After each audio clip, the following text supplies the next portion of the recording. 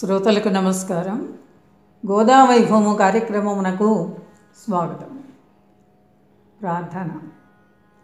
ఉన్మేళిత మహాగోదా వైభవోన్మత్త జీవనం తులసీవన ఘనాసారం కృష్ణం వందే జగద్గురుం. ఆ మార్గశిరపు మాసపు చలిలో కొలను కూడా పులకలు దేరుతున్నట్టు అలలు కనిపిస్తున్నాయి.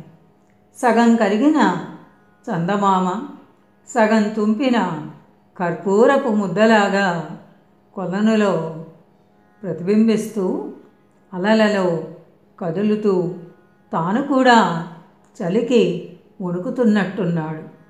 చీకట్లను అరగదీసి కరగించినట్లు నీళ్లు కదులుతూ ఉండగా తెల్లని వెండి చేప ఒకటి చటుక్కున ఎగిరినట్లు చంద్రబింబం కదులుతూ ఉంటే గాలి తెమ్మెరలలో కలువ పూరేకులు జలధరించాయి. చక్కగా వికసించిన తెల్ల కలువలు, నల్ల కలువలు తెలియాడుతూ ఉన్న ఆ చల్లని కొలనులో చంద్రబింబం ప్రతిఫలిస్తోంది. ఈ దృశ్యమంతా మంచు పొరలో నుండి చూస్తూ ఉంటే పలుచని మాయతెర వెనుక జరిగే జగన్నాటకాన్ని చూస్తున్నట్లుగా ఉంది. తెల్ల కలువల సొబగులు తెలిపోవా, కాటుకలు దిద్దు రేకల కనుల విచ్చి, నల్ల కలువలు దర్పాన నవ్వుచుండే బావ ఉడికింప మరదలు వచ్చిరనగా, స్మరునికి మేనమామ ఈ చందమామ అనగా గర్వించి వెన్నెలలారజిలికే, స్వామి గుడిలోని మందహాసంబుతర ఔర మరది వరుసల ఈ చందమామ గెలుచు, స్వామి కాటుక కన్నుల చక్కదనము నల్ల కల్వల రేకుల వెల్లి విరిసే, అనుచు వాని రేఖల మెత్తదనము తాకి బుగ్గలకు సోక నొక్కుచు ముద్దుకొని, ఆ రెండింటిలో తెల్ల కలువల అందాలు తేలిపోతూ ఉన్నాయి. నల్ల కలువల రేకులు కాటుక కన్నుల వలె శోభిస్తూ విర్రవీగుతూ ఉంటే బావను ఉడికించడానికి మరదలు వచ్చిందా అన్నట్లుగా ఉంది. మా చందమామను మన్మధునికే మేనమామ కదా అని వెన్నెలలు గర్వంతో కొనలలో విహరిస్తున్నాయి. కానీ గుడిలోని స్వామికి ఈ చంద్రుడు బావమరిది కదా, కనుక ఆ బావగారి కొంటెతనము దాని ముందు ఈ బావమరిది ఎప్పుడూ గెలవలేడు. విష్ణువు కుమారుడు మన్మధుడు. లక్ష్మీదేవితో పాటు పాల సముద్రంలో పుట్టినవాడు కనుక లక్ష్మీదేవికి చంద్రుడు సోదరుడు. కనుక చంద్రుడు మన్మధునికి మేనమామ అవుతాడు. అలాగే విష్ణువుకు బావమరిది అవుతాడు. గోదాదేవి నల్ల కలువలను తూళ్లతో పాటు కోనేటిలో నుండి త్రుంపి తూళ్లతోనే దండగా అల్లి తన మెడలో ధరించి మురిసిపోయింది. ఈ నల్ల కలువలు స్వామి చామన ఛాయకు సాటి వస్తాయి. స్వామి అందాలనే స్మరింపచేసే ఈ నల్ల కలువలు ఎంత అందంగా ఉన్నాయి. స్వామి కాటుక కన్నులలో వెళ్ళి విరిసే అందాల మెరుగులు ఈ నల్ల కలువ రేకులలో వెళ్ళి విరిసి కనబడుతున్నాయి అనుకుంటూ ఆ మెత్తని రేఖలను బుగ్గలకు నొక్కుకొని సున్నితంగా ముద్దు పెట్టుకుంది గోదావరి. సరిగ్గా ఆ క్షణంలోనే ఆ మొలక చీకట్లలో వెనక నుండి 2 పెదవులు ఆమె బుగ్గలను నొక్కి ముద్దు పెట్టుకున్నాయి. ఏవో చేతులు ఆమె భుజాలను తాకి కౌగలిలో బంధించాయి. మెడ, వాలుజడ సందు లేకుండా ముద్దులు పెట్టుకున్నాయి ఆ 2 పెదవులు. గోదాకన్యలో మాధుర్య కళ్ళకు కదలిక కలిగింది. అంతశ్చైతన్యము ఒక్కసారిగా తల ఎత్తి నిలబడింది. ఆ సరస్సులో ఏకాంతానుభూతిలో నిద్రిస్తున్న ఒక హంస విలాసంగా రెక్కలు కదిలించి ఆకాశంలో విహరిస్తూ సాగిపోయింది. ఆ కన్యామణి లోపల బీజప్రాయంగా గర్భితమై ఉన్న దివ్యానుభూతి ఒక్కసారిగా తల ఎత్తి రెక్కలు అల్లలాడించి దివ్య లోకాలలో విహరించింది. ఒక దివ్య హస్తం ఆనందస్పర్శతో ఆమెను తాకింది. ఆమె మనస్సు నిశ్చలమై నిలబడింది. శరీరమంతా ఒకే మాధుర్య స్పర్శ నిండి స్థిరంగా నిలబడిపోయింది. ఆమె నాలుకపై కృష్ణనామం స్మరిస్తూ ఉండగా కన్నులు పరవశత్వంతో మూతలు పడ్డాయి. లేలేత పుట్టతేనెల రుచులు పాదాల నుండి కేశాల వరకు, గోళ్ల చివరల వరకు ఆమెను ముంచివేశాయి. ఒక అనుభూతి మనసుతో గాఢంగా అనుభవిస్తున్నప్పుడు అన్ని ఇంద్రియాలు ఒక్కటిగానే పనిచేస్తాయి.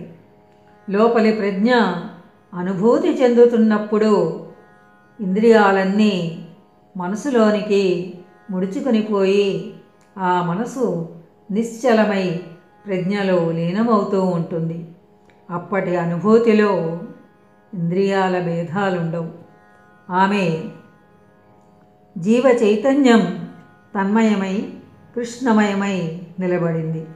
కన్నులలో ఆనందాశ్రువులు నిలబడ్డాయి. భూత భవిష్యత్తులతో కూడిన ఈ జీవితం ఒక మొత్తంగా ఆ క్షణంలో వర్తమాన కాలంగా దివ్యస్పర్శలో చిన్మయ బిందువై నిలబడిపోయింది.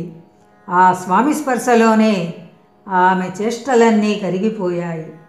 భౌతిక చేష్టలే కాక మనోమయ చేష్టలు కూడా కరిగిపోయాయి. ఆమె జీవితమే ఒక పుష్పమై స్వామి పాదాలకు అభిముఖమై మహోజ్వలంగా వికసిస్తూ ఉంది. కృష్ణ నామస్మరణ నాలుకకే మధురంగా ఉంటుందని తాను ఇన్నాళ్ళు అనుకుంటూ వచ్చింది. కానీ తన నాడులలోనూ రక్త కణాలలోనూ కూడా ఆ రుచి ఉంటుందని ఆ క్షణంలో ఆమె అనుభూతి చెందింది. ఆ సుఖస్పర్శ యొక్క అనుభూతి ఇంక తట్టుకోలేక గబాలున వెనుదిరిగి చూచింది. తల త్రిప్పుతూ ఉండగా తన భుజాలపైన తళుక్కుమనే రవ్వల ఉంగరాల వ్రేళ్లతో 2 భద్రహస్తాలు వెలుగులు చిమ్ముతూ కనిపించాయి. అందాలు చిందే గ్రోళ్ళు, నల్ల కలువల ఛాయలోని వ్రేళ్ళు గమనిస్తూ పూర్తిగా వెనుదిరిగి చూసింది. నీలదేహం, ప్రేమలు కురిపించే కన్నులు, చెవులకు మకరకుండలాలు, రత్నాల బాహువులు, శిరస్సుపై మణికిరీటం, ఈ అన్ని మెరుగులను స్వీకరించి వెన్నెలవలే వెలిగిపోతూ ఉన్న ఒక దివ్యమూర్తి గోదాకుమారికి దర్శనమిచ్చింది. ఆమెకు ఒళ్ళు తెలిసింది. స్పృహలోనికి వచ్చింది. చేతులు జోడించాలని కదిలింది. తీరా చూస్తే ఎవ్వరూ లేరు. తాను ఏకాంతంగా నిలబడి ఉంది. ఆ వెన్నెలలో ఒక పొన్న మొక్క మృదువైన కొమ్మలు రెమ్మలే వెనుక వైపు నుండి ఆమె వీపును, మెడను, శరీరాన్ని ఒత్తుకుంటూ కదులుతున్నాయి. ఆ చిన్న పొన్నాకుల మధ్యలో నుండి కన్నులు దూర్చి వెన్నెలలు ఆమె సౌందర్యాన్ని ఆస్వాదిస్తున్నాయి. గోద తన వాలుజడలో ముద్దబంతి పువ్వును తడిమి చూసుకుంది. తన ముద్దబంతి పువ్వు లేదు. ఆమె చిన్నబోయి గుడి లోపలకు తుర్రుమని పరుగు పెట్టింది. తాను వాలుజడలో ధరించిన తన ముద్దబంతి పువ్వు చిన్ని మన్నారు దేవుని చేతిలో పులుకుతోంది. అది చూసిన గోద పులకరించిపోయింది. దేవుని సంకల్పం మొదట మాయతో కలిసి ప్రకృతిగా రూపొందింది. ప్రకృతిలోనే దేవుడు మాయ వెనుక మాటున ఉండి అంతా నడిపిస్తూ ఉంటాడు. ఆ ప్రకృతిలోనే స్వామిని దర్శించినప్పుడే మాయాతీతుడైన దేవుని చేరగలగడం సాధ్యమవుతుంది. ఈ నడుమ జరిగేదంతా మాయ యొక్క క్రీడా విలాసమే. అది మొదట్లో తెలిసి తెలియనట్లు, కనిపించి కనిపించనట్లు ఉంటుంది. స్వామిపై నమ్మకం చెదరకుండా ఉంటే స్వామి క్రమంగా తాను సంకల్పించిన రూపంలో ప్రత్యక్షమవుతాడు. ఈ క్రమ పరిణామం ఈ కావ్యంలో మనకు చక్కగా కనబడుతుంది. గోద మనసులో సందేహం మొలకెత్తింది. తనకు దర్శనమిచ్చిన మూర్తికి వ్రేళ్లకు రవ్వల ఉంగరాలు, శిరస్సుపై మణికిరీటము ఉన్నాయి. మరి గుడిలోని స్వామికి రవ్వల ఉంగరాలు లేవు, మణికిరీటము లేదు. ఆలయంలోని తన స్వామికి కొండిముడి చుట్టిన జుట్టులో అలవోకగా నెమలియేక ముద్దులొలుకుతూ ఉంది. మరి ఇతడెవరు? సందేహం తీర్చుకోవడానికైనా ఏది అడిగినా స్వామి చెప్పడు కదా, అడిగి ఉపయోగమేమిటి? ఇలా అనుకున్న గోదాదేవి ఏమీ అడగకుండా స్వామి ముఖం వంక చూసింది. ఏమి అడిగిన ఫలము స్వామి చెప్పడటంచు, స్వామిని అడగకుండా మోము చూచే కనులు త్రిప్పి స్వామి కనుబొమ్మలల్లార్చి నవ్వి ఊరకుండె నటన చూపి, అడుగనేది చెప్పడు అడుగక చెప్పును ఆమె వాని చేష్టలన్నీ ఎరిగి, అడుగకుండ మ్రొక్కి అతని పాదములంటి తోటలోన చెలుల తోడు చేరి.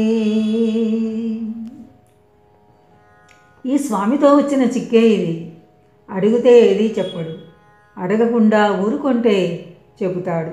స్వామి ప్రవర్తన ఇలా ఉంటుందని తెలిసిన గోద ఏమీ అడగకుండా స్వామి పాదాలంటే నమస్కరించి తోటలో చెలికత్తెల వద్దకు చేరింది.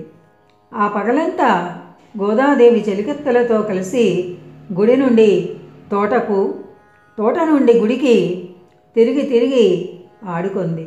కానీ కోనేటి వద్ద కలిగిన అనుభవాన్ని ఎవరికీ తెలియనీయలేదు.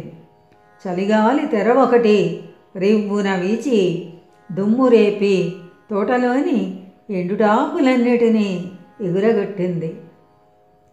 తల్లి కబురంపగా ఇంటికి చేరిన గోదకు ఇంట్లో ఏదో కొత్తగా చేరినట్లు అనిపించింది. దట్టమైన మీసాలతో, దిట్టమైన నామాలతో గోదాదేవి మేనమామ వచ్చి ఉన్నారు. ఆమెను చూడాలని ఎదురు చూస్తూ ఉన్న ఆ మేనమామ మేనకోడల్ని చూడగానే ఆప్యాయంగా, ఏది ఇదేనా మా కోడలు అని ప్రేమతో పలుకరించారు. ఆమె మేనమామకు నమస్కారం చేసి ముక్తసరిగా ఏవో 4 మాటలు మాట్లాడి లోపలికి పోయి ఒక మూల నక్కి కూర్చుంది. పెద్దలందరూ గోద పెండ్లి మాటలు మాట్లాడుతూ ఉంటే ఆ సంధ్య చీకట్లు అలముకున్నాయి. ఈ అలముకున్న చీకట్లు గోదాదేవి మనసులోనివి. మనం ఆశించిన తీరులో కాక మరో తీరులో కథ నడిపించడం స్వామికి అలవాటని ముందే చెప్పుకున్నాము.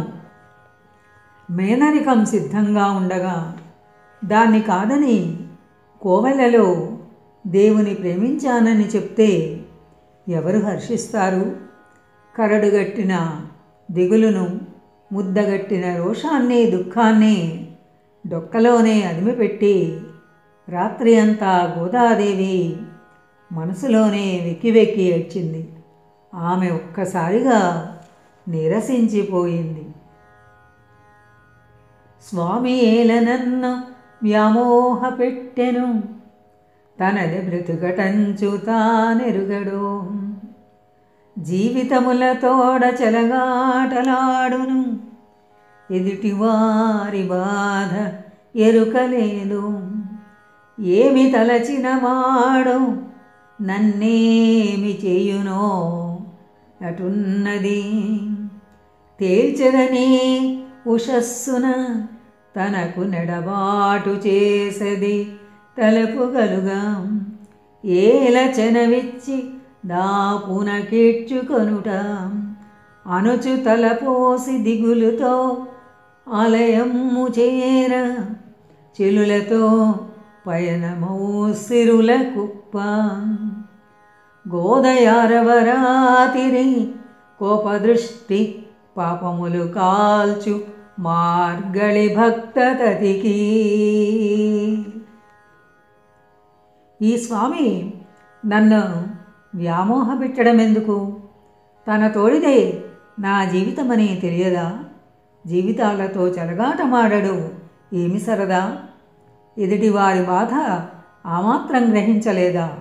ఇక ముందు ఆయన ఏమి చేయదలుచుకున్నాడు? నన్ను ఏమి చేయబోతున్నాడో రేపు ఉదయాన్నే ఖచ్చితంగా తేల్చుకుంటాను. తనకు దూరంగా ఎక్కడికో పంపివేయదలుచుకుంటే ముందు చనువిచ్చి దగ్గరకు తీయడం దేనికి? ఈ ఆలోచనలతోనే రాత్రి అంతా గడిపి వేకువజామున చెల్లులతో కోవెలకు బయలుదేరింది గోదాదేవి. లక్ష్మీ కళలు కుప్పబోసినట్లున్న ఆ గోదాదేవి కన్నులలో ఈ 6వ రాత్రి మెరసిన కోమల దృష్టి భక్తులను కాపాడుగాక. స్వస్తి సశేషం. మోహనవాణి తెలుగు పాడ్కాస్ట్ వింటున్న శ్రోతలందరికీ హృదయపూర్వక ధన్యవాదాలు. ఏమండోయ్, ఇప్పటివరకు మన ఛానల్కి సబ్స్క్రైబ్ చేసుకోకపోతే ఈ క్షణమే వెంటనే సబ్స్క్రైబ్ చేసుకుని ఆ పక్క నుండి బెల్ బటన్ని మ్రోగించండి. అప్పుడు నేను చేసే అప్డేట్స్ అన్నీ మీ ముందు ప్రత్యక్షమవుతాయి. సర్వేజన సుఖినో భవంతు, లోకా సమస్త సుఖినో భవంతు. ధన్యవాదాలు. స్వస్తి.